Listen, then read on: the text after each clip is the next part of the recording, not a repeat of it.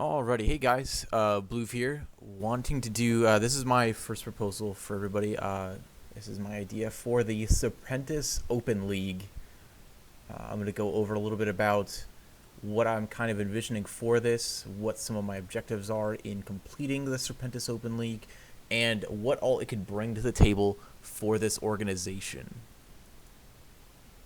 I'm going to go through some things such as the objectives, like I said, what I'm really trying to accomplish with this, what exactly what I want this to portray to you, sort of the format, the way things are going to be organized throughout this tournament, and the way it can progress, the requirements for people to enter the tournament, and kind of to just more elaborate on the format and how it's going to happen. Rules is something I'm going to kind of skip over because that's really something that can be really in depth. And rules are going to be more of something I would go into detail with should it be accepted, and some of the costs of this proposal. So the objectives, one of the main objectives is to grow the community. So this is one of the main objectives I have with this is envisioning growing below. We're looking at growing grassroots. Really what we're doing right now is we're doing a huge, it's like a canopy. We're growing at the top right now. We're looking at the very top to be right underneath the North American Challenger Series, or even surpass it. And really, this is our umbrella, right? The SPL is the umbrella to the league as a whole.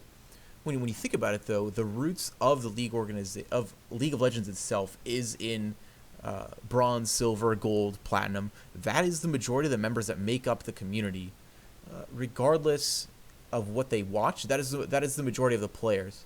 That's an undeniable fact. I could look up the statistics from you, but it's sort of well known that the majority of the players do fall into that category. So when I grow the community, and really I mentioned the other day that seeing an empty TeamSpeak is something that is really a telltale of how your community is actually growing and how active people are in kind of participating into your environment. I put TeamSpeak in there. I know that we're looking to get partnered up with Discord. You can kind of, the TeamSpeak is interchangeable with Discord as well. But yeah, having people in the TeamSpeak, having people in the Discord it grows the community. It has people bringing together. They're playing League of Legends. They have Serpentis in their mouth. They're thinking about it, and it's just people that are going to be guaranteed tuning in on Friday night to the SPL list. So it's growing the viewer base and all that. So like I said, more lower elo watching. And yeah, so people feel like they're a part of Serpentis. When there's something they feel like they're a part of, they're more likely to tell their friends. They're more likely to get more people to join into it. And not only they're get more likely to get more people to talk about it. And that's really what we mean by the community. More content for Serpentis. This is going to have more days with Serpentis on the Serpentis channel. I know we've talked about hosting some other leagues, other show matches on the actual Serpentis channel since it is sponsored. However, this is going to be something that can bring more Serpentis content to the channel. So it's going to bring up a lot of the key things that we spoke about before that Serpentis stands for. Good production, a professional environment, and really just a top-of-the-line material for people to watch. And really that's what's going to put on the table. The Serpentis recognition buzz. It's going to get a lot of lower-level people talking about Serpentis. So we were already brought up today in a subreddit because they recognize us in the challenger scene. That's huge. It's a big thing to be able to be recognized at such a high level. But what if we're recognized at all the lower levels as well? It's something that is going to really increase our traffic and something that's going to make us more marketable, more mass marketable to companies. And like I said, this is something that's going to be completely separate from SPL. The main objective for the Open League is to honestly be completely transparent to the rest of Serpentis as a whole. We could do it from a separate website, do it just through a Reddit, and maybe a mention on the Serpentis website, and I'll get into that a little bit later. But really the main goal of this is for it to not impact the Serpentis Pro League whatsoever. On different nights, this is really the only way that it's going to impact the Serpentis Pro League is by bringing more viewers to the channel on Friday night. So essentially the format for it is going to be, as seen here, we're going to have, it's basically be a stream based on, oh man, I should have done a little more proofread on this. The stream is basically going to be, the way we're exactly going to pick people to be on the stream is going to be the players such as Elo Rising, first-time players, and subscribers to the channel. That's going to be how you get your games streamed on Serpentis Open League. And then some of also the format for it, more likely going to limit games to one ELO showcase per week. So we'll have a stream night, possibly on a Thursday night and Wednesday night, maybe just Wednesday night or just Thursday night. And we'll have a series of games played. We'll have one game played, sort of like gold versus gold. We could even interchange it and do like gold versus bronze. This is going to be very similar to Trick 2G's Sub Wars. And there's a lot of people that tune in to Trick 2G's Sub Wars. They mainly tune into it because of his personality. He does also add a very insightful analysis, but it's something that we could add our own flavor to, and I'm going to get a little bit more into that on the next slide. And like I said on the previous one, the only thing necessary on the actual main Serpentis site is going to be the Serpentis Open League ladder. We can put it as one of the tabs on the side, but having that ladder or essentially a leaderboard is something that it is a goal that doesn't require money, so it's something that is attainable for users, something that gives you a sense of accomplishment within the organization, and it's something that doesn't require any money. So like I said, our concept is basically we're going to be the Trick 2G Sub Wars, but more focused, and our focuses are going to be statistics. So this is a huge thing that Trick doesn't add, because it's basically just players that are wanting to join in, they're wanting to be on Trick 2G's stream, essentially, and maybe not even learn a whole lot. But what they can do out of our stream is they can learn a lot. We can track their stats, and I will talk about it later on a further slide, but there's definitely ways that we can track stats. A professional environment. It's going to be on the Serpentis stream. We're going to have myself doing the casting, and as well as other members that are going to be a part of the Serpentis Open League are going to be vetted members of the Serpentis team, and people willing to put themselves out there and portray Serpentis in the way that you want it to be done.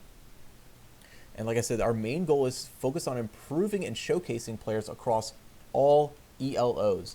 And that's something like I think is really only accomplished by Trick 2G right now, and it is a vastly untapped market. Essentially, the only other person that was able to do this was House Party 5v5, and they did recently close down their open, I believe they call it their solo ladder, is the way House Party mentioned it.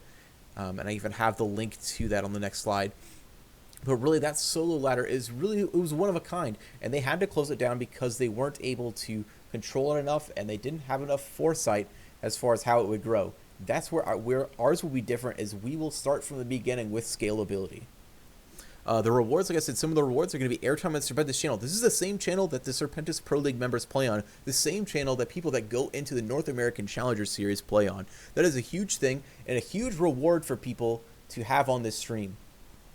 The members doing casting analysis, we could also offer this up to, like I said, vetted members of the Serpentis community, that being some of the members of the Serpentis Pro League teams. We could have Pro League teams, players jump on. Players like Linsanity, I know, is one. Maple Street has also been a player. We've had Insanity Triple X be a player. Low Pally, I know Low Pally goes big into analysis, and he really likes doing that. I've done it with him before. But these are all people that could join onto the cast. They might be willing to offer up a little bit of their time, because not only does it offer up their time, it helps us out, but they can also promote themselves on the stream. They could give a link to their Twitch stream that all of the viewers of that game will be able to see. They can also link to a coaching site. There's a lot of players that are signed up on LOL Coaching, and they could say at the end of the stream, if you would like further coaching or maybe a more in-depth one-on-one, this Serpentis Pro League player will be able to do that through this link here. So it's a mutually beneficial thing for all members on this. The stream broadcast can be weekly, bi-weekly. Bi-weekly being once every 2 weeks or twice a week if we were to do it on a Wednesday, Thursday.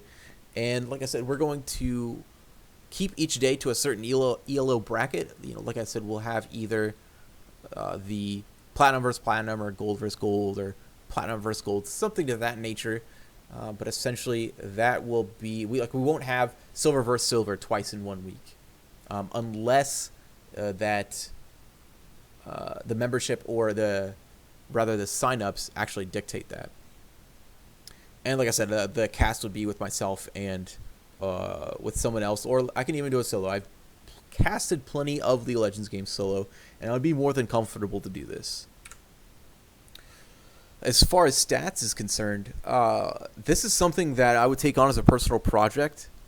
To start off each ELO ladder, there's going to be a ladder for each ELO. So we'll have a main solo bracket, right? And this will be similar to the way League of Legends is separated to as a whole right now. There is there's a solo league ladder, which really the only thing that is transparent to the players is their own division as well as the Challenger League. Well, in this one, they'll be able to see everyone. They'll be able to gain ELO just like that, and they will be able to advance into the next bracket within Serpentis. So essentially, people can even have their own Serpentis score. Like I mentioned below, we could call it a Serpentis ELO, a Snake score, or SS, whatever number is their Serpentis ELO. SS might be a little Nazi-ish, but that's just sort of a gimmick that we can also throw out there. It puts our name on more different things. It gets people talking about Serpentis, and it, again, grows the community. It's something I'm going to keep going back to. So like I said, we have our own letter. The actual numbers for the Serpentis ELO is going to be based on stats from in-game. The stats from in-game are going to be collected by the team captains or one of the members of each team that is going to be playing are going to email the URL, that is from the match history.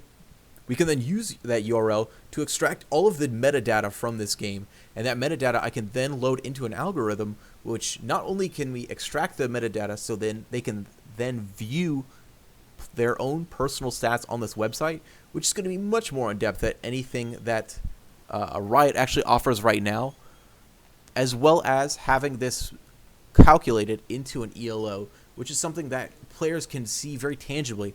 The algorithm will be very transparent. I will tell them this is what goes into it. It's based on wards placed, KDA, CS score. Those are all things that are going to go into an ELO, and it's something that players can strive to get better at, something they can actually see themselves improving. They can see themselves doing it in-game, and it's going to make them better players for it. The teams. So basically the way that people are going to get into these games, the way that everything is going to be set up, players are going to join TeamSpeak, and of course you can join separate TeamSpeak out for Discord as well. And what they'll do is we'll have a lobby set up open. We'll have for example, we'll have a set time on Monday or any day of the week for players to join in. And when they join in, they will we'll basically wait for members. We'll have separate league brackets open up, so we'll have a room for bronze, gold, silver, whatnot, and we'll have a moderator set up at the top of the channel. What will happen is we'll wait till 10 players get into that channel. The players will then message the moderator that they're ready to start a game. The moderator will then enter the channel, separate the players out into 2 teams, which will also be set up into the rules as well. And after that, the games will commence, and that'll be it. So essentially the only thing the moderator is in place for is to make sure that both teams are in there as well as the game starts. After that, they can message the moderator if there's any disputes for rules or things like that, and moderators will be set up in shifts.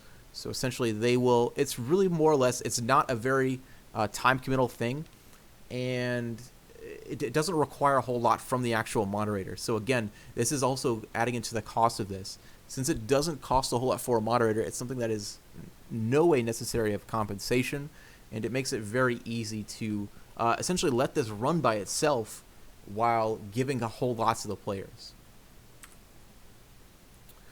So like I said, myself will be essentially, I'll call myself the director of this. Moderators, I'd prefer about 15. We can scale this down to 10 because I'm assuming that people are going to come and go as the open league goes on. But basically, this kind of puts 2 people on it every night of the week should we have players come on. Because like I said, these games are going to be recorded. They're not going to be live streamed. So we're not going to have any of the bumblings arounds of a live stream where, especially in the lower elos, one of the main things that are of a concern is teams dropping out, BM throughout the games, things coming up in chat, pauses. All those things can be avoided in a pre-recorded game. So that pretty much takes out almost all the negatives. And player eligibility, of course, is that they're going to be 5 players on each team in the TeamSpeak or Discord at the game start, and they message the moderator in order for the game to take place.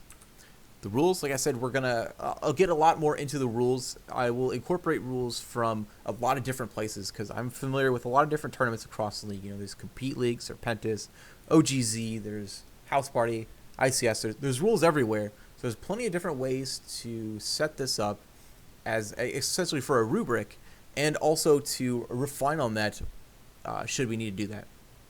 The biggest thing to get into next is the actual cost of this. Absolutely nothing. This essentially the only cost of this is there's nothing. There's stream time. We have to turn on our Twitch. So really, it's just the cost of our face is really the only thing that this is going to do for us. Thanks you guys for watching.